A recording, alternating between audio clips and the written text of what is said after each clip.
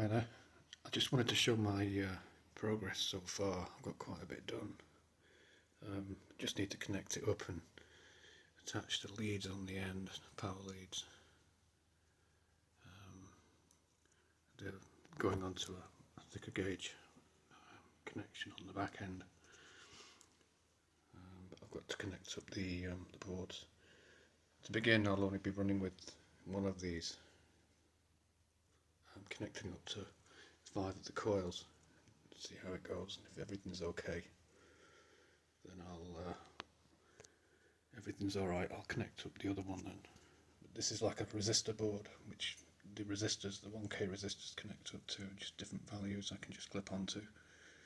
So it works just like the other one, but you've just got more circuits and more coils. But it does work better this way, because it's just too unreliable with the potentiometer across the trigger. It's taken a lot of work anyway. Still got to fix up my SG as well. I had a bit of an accident with it.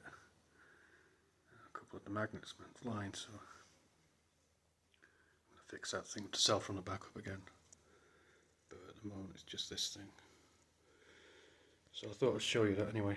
So I'll let you know how I get on anyway. So thanks for watching.